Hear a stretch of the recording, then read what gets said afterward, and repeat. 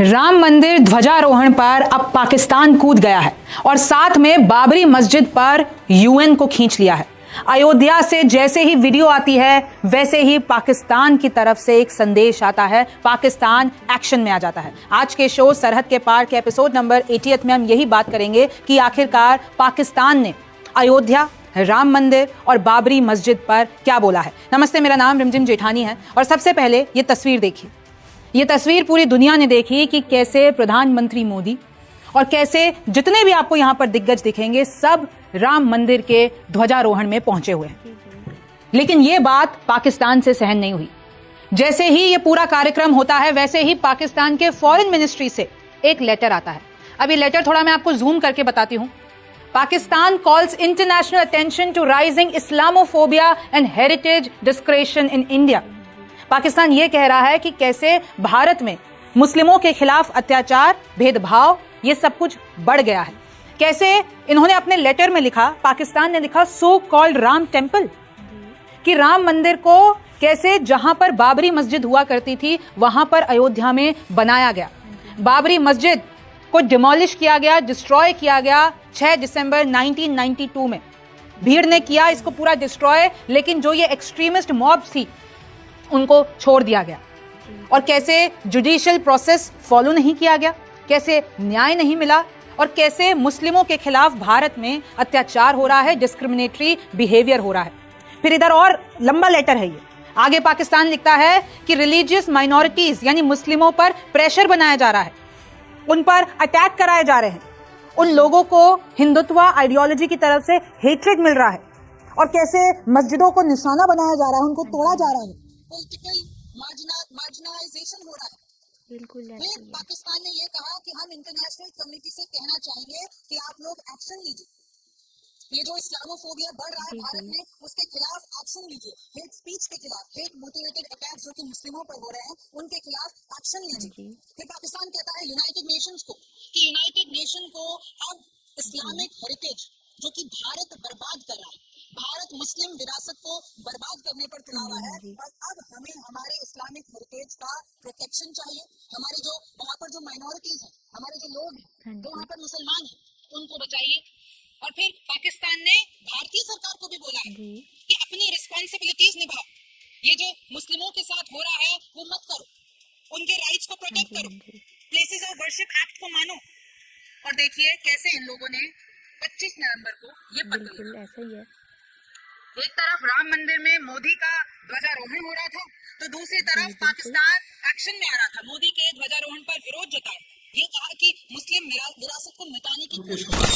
दोस्तों, भारत ने पाकिस्तान के उस हमले का जवाब दे दिया है जिसमें उसने अयोध्या में प्रधानमंत्री नरेंद्र मोदी द्वारा जो ध्वजारोहण किया गया था उसकी आलोचना की थी और उसको मुस्लिम विरासत जो है, सांस्कृतिक विरासत, उसको खतरा बताया था, अल्पसंख्यकों के लिए खतरा बताया था। बिल्कुल सही है, पाकिस्तान को कम से कम ये नैतिक अधिकार नहीं रह जाता है। लेकिन इसमें एक बड़ा लेकिन छिपा हुआ है और वो ये है कि भारत में जो कुछ हो रहा है उसे केवल पाकिस्तान नहीं पूरी दुनिया देख रही है, उसके मायने निकालने की कोशिश कर रही है। वो ये विश्लेषण कर रही है कि भारत आखिर किस दिशा में जा रहा है। इसीलिए अयोध्या में जो ध्वजारोहण की घटना हुई और उसके पहले मंदिर के उद्घाटन की घटना हुई और उसके पहले उसका नींव रखने की जो घटना हुई और सबसे पहले सुप्रीम कोर्ट ने जिस तरह से बाबरी मस्जिद जहां थी वहां पर मंदिर बनाने का रास्ता साफ किया, एक बहुत ही पक्षपातपूर्ण फैसला था। उस पर तमाम न्यायविद सवालिया निशान लगा चुके हैं, उसे क्रिटिसाइज कर चुके हैं कि न्याय की कसौटी पर वो खरा नहीं उतरता है, क्योंकि एक तरफ वो ये कहता है कि वहां पर पहले कोई हिंदू मंदिर था, इसके कोई प्रमाण नहीं मिलते हैं और उन्होंने बाबरी मस्जिद को गिराए जाने को एक क्रिमिनल एक्ट भी बताया था। तो इस लिहाज से उस पूरे जो फैसला था उसमें बहुत सारे विरोधाभास थे। तो वहां से लेकर यहाँ ध्वजारोहण तक जो घटनाएं घटी हैं, जिस तरह से मोदी सरकार ने बर्ताव किया है, वो अपने आप में बहुत सारे सवाल खड़े करता है और बल्कि बहुत सारे लोग तो ये कह रहे हैं कि ये ध्वजारोहण तो दरअसल हिंदू राष्ट्र की घोषणा है।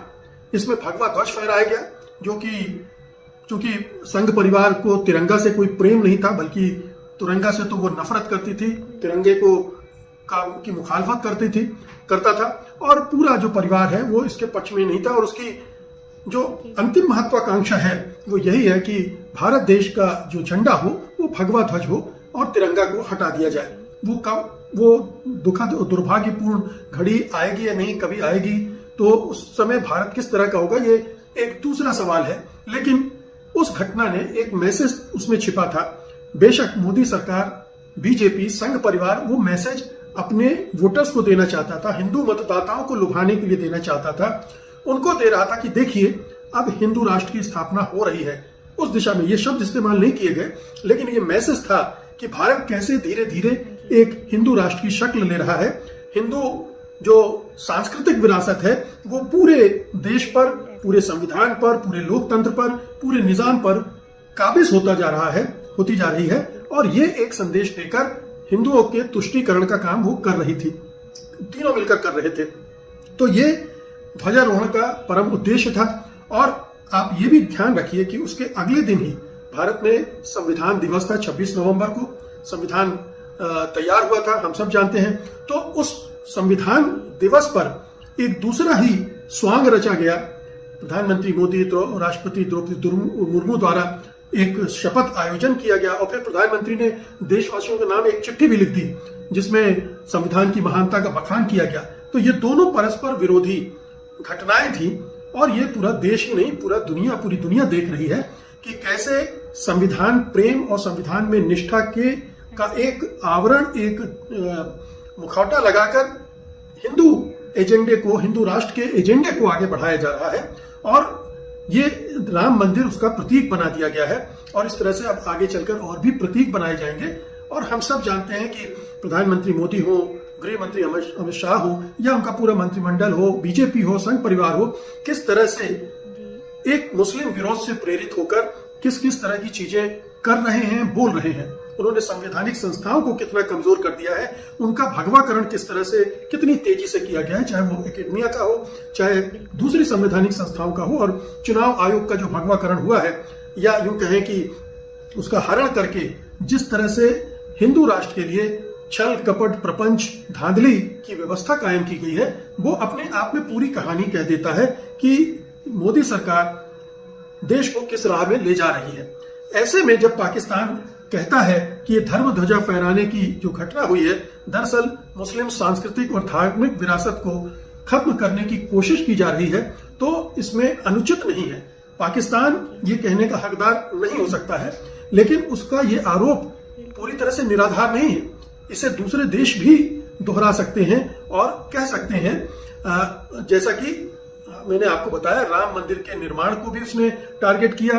और भारत में इस समय खासतौर पर अल्पसंख्यकों के साथ जो भेदभावपूर्ण व्यवहार हो रहा है उसके बारे में भी उसने टिप्पणी की है। उसने राम मंदिर के प्राण प्रतिष्ठा समारोह की भी निंदा की थी। पहले जब यह हुआ था उस समय पाकिस्तानी विदेश मंत्रालय ने बयान जारी करके कहा था कि अयोध्या में हम राम मंदिर के उद्घाटन की निंदा करते हैं। ये मंदिर बाबरी मस्जिद को तोड़कर बनाया गया था।